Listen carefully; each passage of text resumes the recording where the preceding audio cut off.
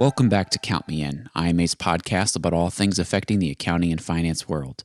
This is Adam Larson, and I'm your host who will be introducing you to our bonus episode's guest speaker, Sangeeta Shankaran Sumesh. Sangeeta is a chartered accountant and management accountant with over 2 decades of experience, including leadership positions with multinationals, across geographies, and most recently serving as executive director and CFO of Dun & Bradstreet Technologies.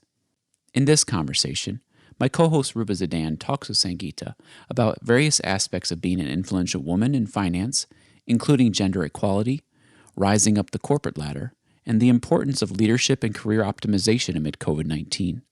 So, to hear more, let's head over to their conversation now.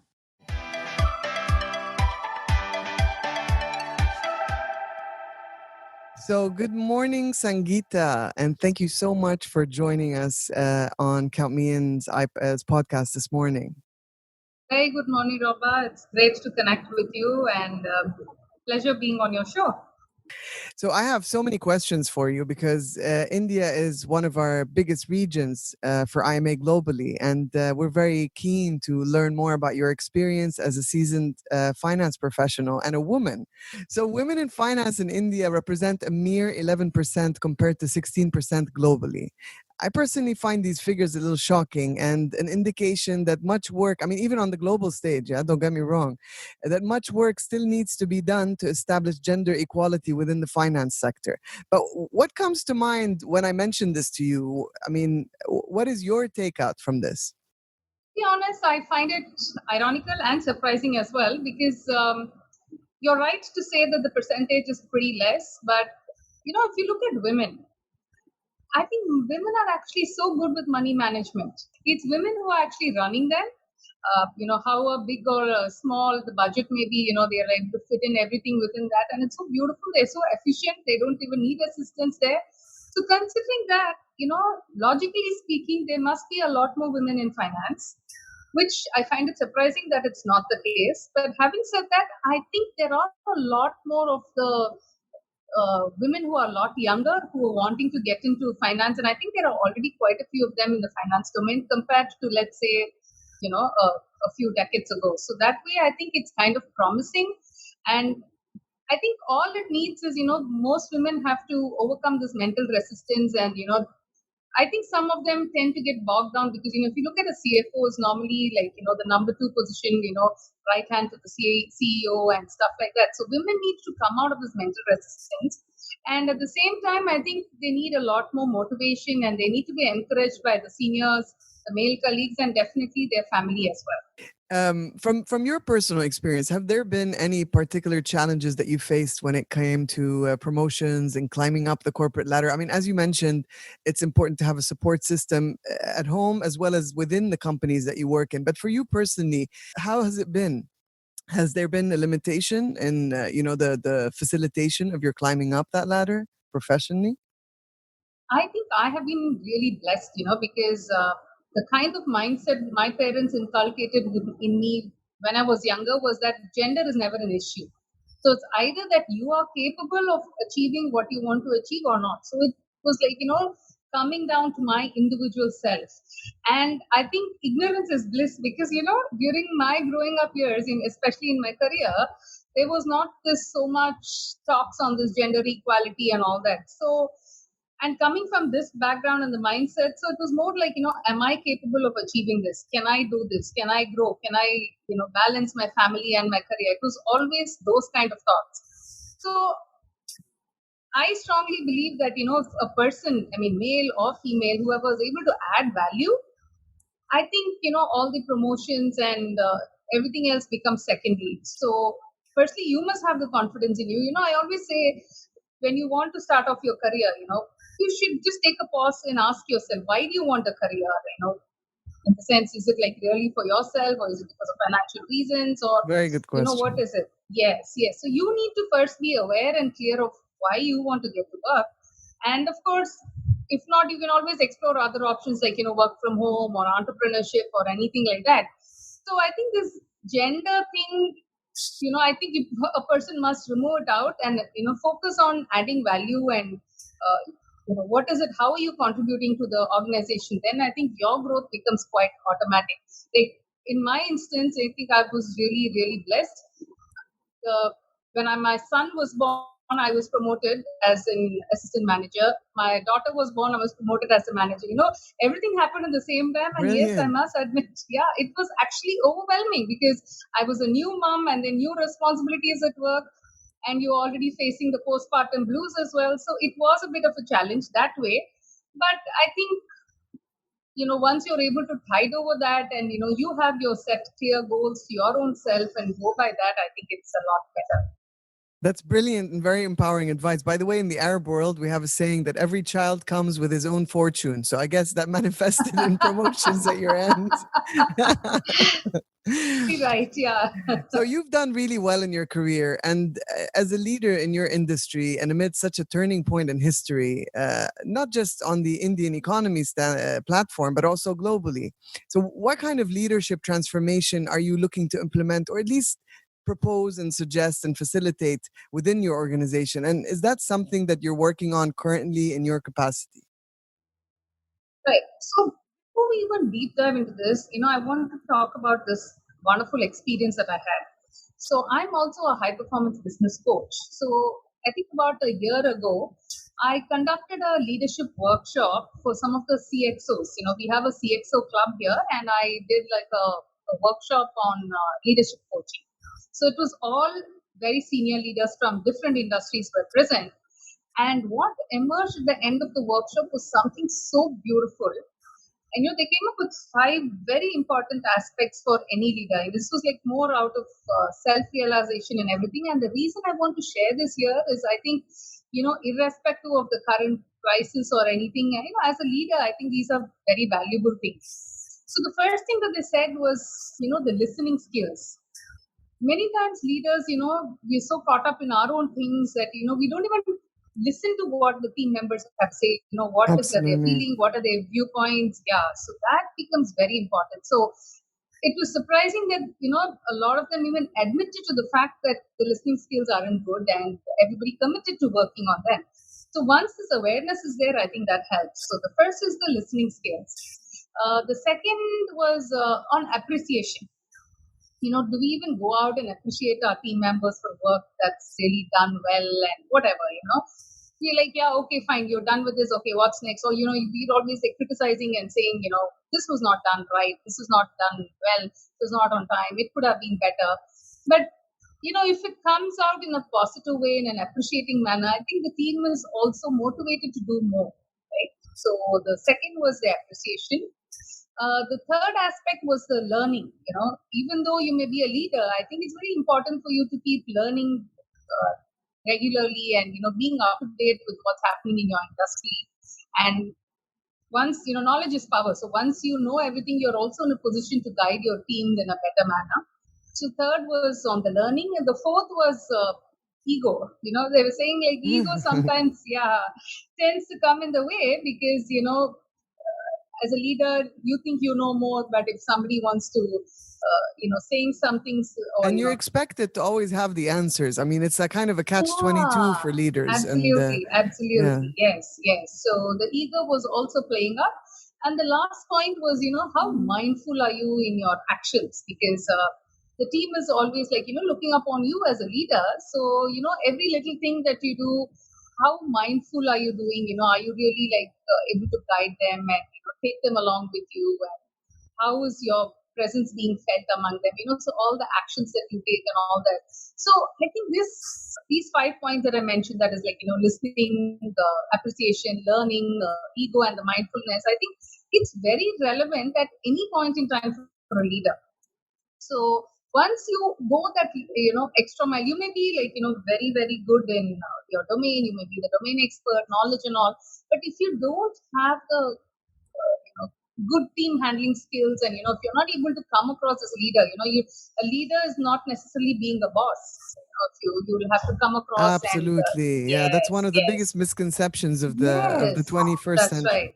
That's right. That's right. So I think these were like very good lessons that has remained with a lot of people, and I love to share them because I think it's really pretty valuable.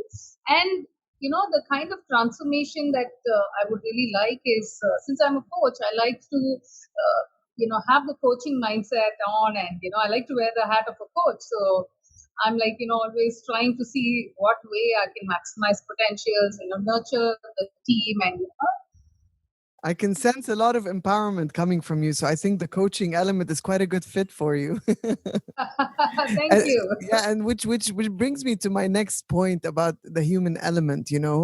Being such a fundamental aspect of organizations everywhere in the world, and so trying to juggle business priorities with staff's mental wellness, for example, would be a potential challenge.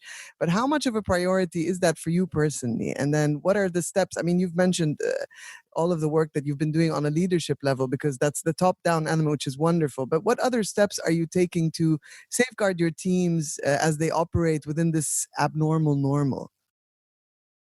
So, uh, you know, contradictory to most finance people, I normally wouldn't like to say human resources, but I would say human capital, because I think the people are the most important asset of any organization.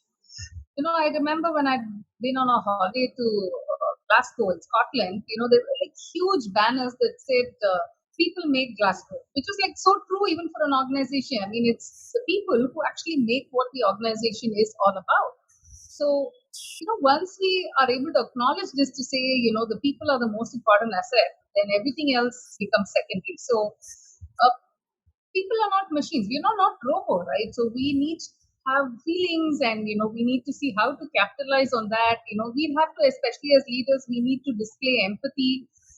We'll have to see what sort of mental support can be given to people, at times that are required.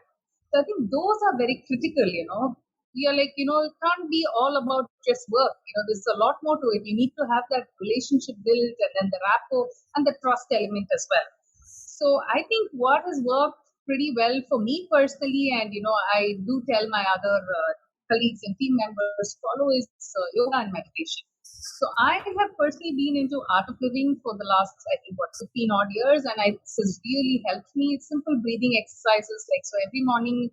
It's like become a routine, like how you brush your teeth and you bathe. So every morning I set aside about 15-20 minutes, and I ensure I do these simple breathing exercises, and that has really helped me to de-stress, and has taken me all the way through, I would say. So I definitely encourage people. So even at work, we keep having short workshops, or desktop yoga, or we have people coming and talking in about importance of nutrition and stuff like that, so that people, yeah, you need to look at it from the other side as well. So that way we are like trying to see what is the best thing can be done. So that kind of puts a lot of focus on, as you mentioned, the human capital, not the human element, which is wonderful. It is capital indeed.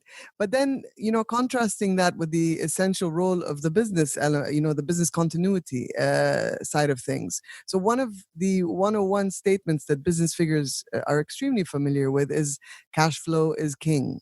And how does that play out at such a turning point in history? And how can companies safeguard that cash flow without having to let go of their staff or putting them on furloughs, which is kind of the magic switch that immediately manages cash flow? So, like you said, yeah, cash is king. Cash is also oxygen, I would say, because, without cash, you can't do any business. So, what is required is a whole lot of cash planning. So, what I always say is your cash outflow is under your control, but not your cash inflow. So, especially in crises like this, what you could really control at this point in time is your cash outflow. So I would talk about like, five things again on how you can be like proactive and see how you can conserve cash. So the first thing I would say is, bucket all your cash outflow into highly essential, and non-essential.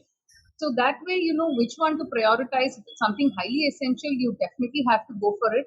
Essential is, yeah, depending on your cash situation. And of course, if it's non-essential during times of crisis, best is to avoid such things. So one is, planning these expenses. Two can be on the tax planning. What can you really do as from the organization perspective, which are, sometimes, at least in India, the tax regimes are like too many things. It could be like little gems that are hidden inside. And so right now, every drop matters. So it may be a good idea to go through and see what sort of tax planning can be done. Third would also be to see if there are any special government schemes or benefits that are being offered. So, considering the crisis, I mean, even globally, if you look at it, like places like Yes, Canada and it's other, been yeah, common practice exactly yes, everywhere. yes. So it may be good option to check what are the schemes that are applicable, and how you could get benefited from those. So that would be option number three. Fourth would obviously be to renegotiate for better terms and conditions with both your customers and your suppliers, to see how you can go that extra mile and create a better cash situation for you. And fifth would be to see explore possibilities along with your teams, because once you take the team as part of the bigger team, then you actually can end up creating a win-win situation.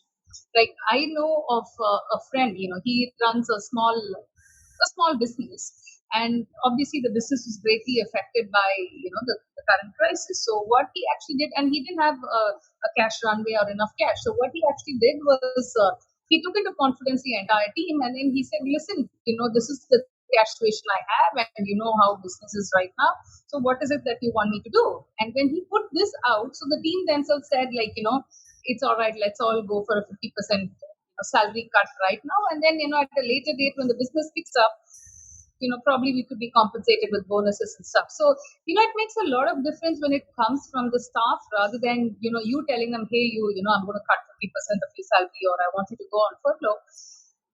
There's a lot of difference when it's created from within. So I think that way, if you encompass, take everybody together as a team, and definitely, many brains is better than one single brain, right? So you Always. get a lot more Always. ideas as well. So If they're willing to listen, of course, and the ego is not in the way, as you oh, mentioned. yes.